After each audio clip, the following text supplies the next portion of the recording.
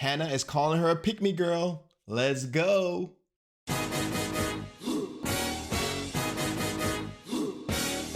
All right, welcome back to the channel. This is your boy Brent in Miami. If you like the channel, go ahead and that like and that subscribe button, and let's get rolling. So today we've got a reaction video of a reaction video. So this radio host, Hannah Cox, she is calling just Pearly Things a pick-me girl. Let's get into it and let's see what this is all about. None of us in here can be considered traditional women. And back then, an average guy could get a traditional woman.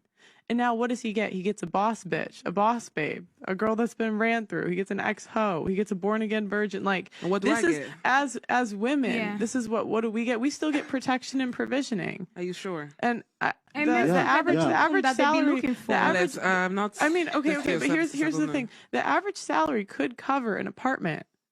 But the thing is, like, women, we want this lifestyle that's not even realistic nowadays. Like, we want men that make more than we do, and we want them to pay all of the bills. A lot of thoughts on this, but I want to hear yours first. I don't love the description of women as having been ran through. What I also feel like there's lots of generalizations going on here about what women want and women, and it's like, well, actually, I think they want different things. I think they're individuals. I don't know. Stop right there. Okay, these two. All right, so let's talk about the first thing. When you talk about being ran through, it's a derogatory term for multiple sexual partners. That's what it is. Let's call a spade a spade. It's a bad thing to have multiple sexual partners. Also, with all of that comes trauma, which every guy you date, every sexual experience that's a disappointment, the woman becomes more jaded and takes that into the next relationship, some part of that. So you want to minimize that exposure. When Pearl talks about the traits that women want in men, they're general. So basically a strong man, a leader, a provider, a protector, somebody that's good looking, all those general traits that women find attractive in guys, which is universal. Said this might be the most pick-me girl energy I've ever come across in my life. Like, I didn't know who she was at all, but I was like, this girl desperately wants men to like her. She called Pearl a pick-me girl. Just a quick definition here. A pick-me girl is a girl who seeks male validation by indirectly or directly insinuating that she is not like the other girls. Lets men walk all over her with a carefree demeanor.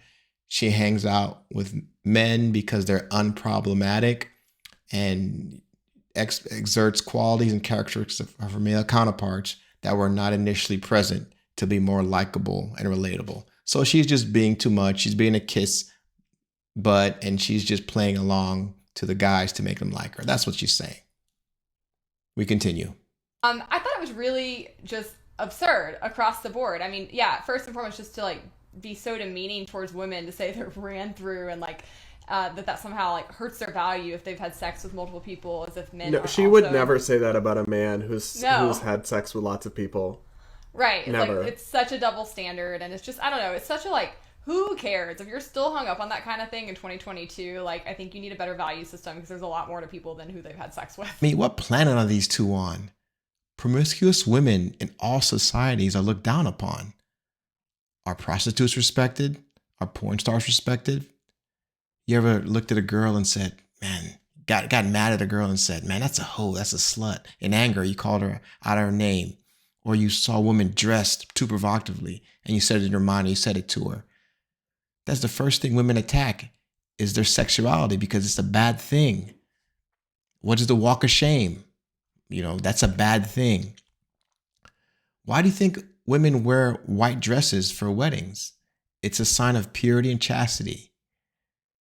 The more a woman sleeps around with multiple sexual partners, the less likely she's able to bond with her husband. The more likely she's going to leave him because she hasn't had that bond. I mean, this is just basic knowledge. Nobody wants a girl with 100 bodies. That's what the cool kids call them, bodies. Nobody wants that. Nobody respects her. Okay. A woman can walk down the street and have sex anytime she wants. So she has to be very selective. And that's what men honor, that she is very selective and she selected them. It's something special. These two clowns are saying that it's just okay for women to sleep around. You shouldn't care about their past. Who? I know tons of men. I've been around men around my whole life, and that's contrary to what we think. You definitely need to know or understand your woman's past, what type of girl she is, what kind of guy she dealt with. Did the whole football team have her? Like, come on, who wants to be the 29th guy in the chain of things? So we got to be realistic here, man.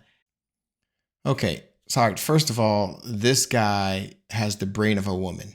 Okay, he thinks like very feminine, and that's why these two are hitting it off pretty well here. They're feeding off each other, like, you see this girl? Yeah, this guy, I can't believe it. Yeah, you're thinking like a girl. All right, he's the one that brought up the double standard. And that's the first thing women do when you start talking about anything. They say, well, what about the men? This is actually not about the men, but I can address that while I'm here. Yeah, there is a double standard, okay? We have different service criteria that men want women and women want men. They're different. We're two different teams. We're two different in our way, the way we think and our requirements. That's how we were built. Men and women are supposed to think differently. We're supposed to come together like this. And also this idea that they're permanently damned. I think that promiscuity in general is not good because it's not good for you. Like, it's not really going to make you happy, but it's not as if you're somehow worth less as a person or you're like damaged goods because you've had a promiscuous past. I don't know. Again, totally disagree. You are 100% damaged goods as a woman come into a relationship with the more sexual partners you had. You're damaged goods. I don't know. Like, are you serious? Where did they get this guy? Is this a guy? I don't know one guy that would want women to have more sexual partners or just wouldn't care. No, it's very important to have the least number of penises entered into my wife. That's what you want. You want zero. If it could be negative, you want negative. Man, this guy, I don't know. That I really don't like that framing of that. And we would never apply it to men. We really just don't at all. Such a double standard. And then I also just thought she was like dead ass wrong in her assessment of how women are in the world. Like, first and foremost, women are predominantly working these days. They're not looking for men to pay their bills. They're not looking for men to take care of them. And they're achieving the standards of living that they are achieving on their own backs. So why should a woman have to lower their standards or their quality of life, which is what she's advocating there, right? She's saying, like, you should basically lower your standards, be willing to accept a man who, like, brings a lot less to the table than you do, and that it's just women have, like, gotten addicted to a lifestyle. And it's like, well, if they've earned a lifestyle that they want and enjoy, what is wrong with that at all? And also, like, we should be asking, why can't men keep up? I think that's a real problem that we're seeing increasingly in society, where women are getting more degrees. They are starting to become higher income earners. They are often better with their money. And I think we really need to have some serious conversations about why men are falling behind in some ways. Because I think men are doing fine. I think this is just an overreaction. They did a study that Pew did under 29, where men were up about 7 percentage points on women on salaries. But what happens after that, from 29 up, men hit their stride, and they significantly outpaced the women, even now that's at 14%. And then in the STEM fields, it's even more. I mean, I was a consultant. I've traveled, for 8 years in a row, and it was all men. It was all men on airplanes, traveling to work, in hotels. And that's not going to change. Women aren't doing that because it's very competitive. It's very aggressive. You got to yell at people. You got to scream. You got to shout. You got to confront people. And those generally go with disagreeable people, which are usually men. Nothing against women. It's just women are generally more agreeable. There are some outliers that are disagreeable, but they tend to do good in business. So it's just a difference in men and women, and we don't compete against each other. I think that's where we're falling short, is that women want to compete with men when that should never be the case. Men are not competing with women. Okay, women are trying to we're comparing them, and it's not a comparison. We're different and we have different roles to play.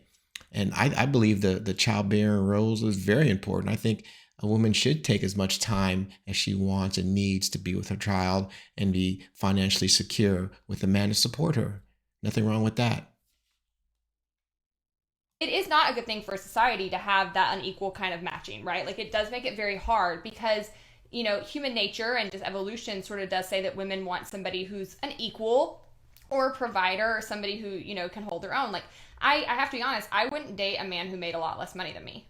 I just wouldn't. Like a little bit less maybe, but like not a lot less because I just think it would be a really odd dynamic for me. I'm just not really something that makes sense. My lifestyle would be very different than theirs. I think it would cause a lot of inferiority issues with men because they I've seen it happen. I'll just put it that way. I've seen it happen over and over, and like people don't want to admit this, but it's often true. Like it's not really something that works for most couples. If it does for you, that's great. If that's what you want to do. But I think as a whole, most people kind of want to date people who are sort of where they're at in life or similar. And that does matter more to women than it does to men. I know men don't really tend to care how much a woman makes or like what their career is or what they've achieved. But basically, I just disagree with her whole premise that women should have to accept less because they have succeeded more. And I also don't think that's what women are largely asking for. They're not asking men to come in and pay their bills. Most women I know pick up half the tab in their households and are very active. Yeah, that was part of it that struck me. It's like, I don't know a ton of women who think like this, who are like, oh, I need a man who's going to keep me. I have my standards of living. They're going to have to step up, blah, blah, blah, blah. It's like she's responding to something that maybe exists still in some circles, but doesn't apply to most of the women I know who want an equal partner in life and are not looking for somebody to be their sugar daddy in this way that she seems to be styling the modern woman as still doing. I mean, I think some of this is echo chambers, and maybe there's a certain like social media echo chamber of glitz and glam influencers who are like this. I don't know, but I just don't get that vibe from most of the women I know in real life, that they have all these high tastes and they're looking for a man to keep up and they're so materialistic. I really don't get that. And also, these families are splitting the bills to however they seem fit, whether it's 60-40, 70-30, or even 50-50. It's going to be different for every situation. And it depends on how many kids the family has also. Sometimes I see where the man keeps working and the woman takes some time off for work and then re-enters the workforce later on when the kids are a little bit bigger. So it varies a lot. So it's usually two parents. There is an exception.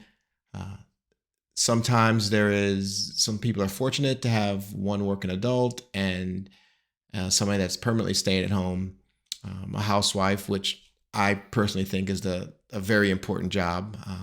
I would never want to talk down on a housewife. I think it's I think it affords a family focus where one person can really focus on the kids and make sure that everything's in order. The house is running correctly. I think it's great. And if we can get back to that as the standard, I think people would be a lot happier. But that's another conversation. Bringing this all home, I totally think the reviewers missed the mark when they criticized Pearl for saying ran through. I think chastity is important. For every time a woman has sex with a man, she bonds with him. A good woman. And every time that's ripped away, there's trauma, there's heartache, there's jadedness that builds inside of her. And, you don't want to take that into your next relationship. The more guys a woman deals with on a romantic level, the more her heart gets broken because she puts everything into it. She gives her all and it gets ripped away. I have 3 daughters, and my goal is to deliver them with the least amount of damage to their husband. I want to marry them off in their white dress, as pure as it can be, with a positive energy and optimism, not baggage and resentment for men. So, that's where I'm at on that. Well, thanks for coming along on this journey with me. Hit that like and that subscribe button so I can bring you more of these, reviews and reactions. All right. Thanks a lot. And peace.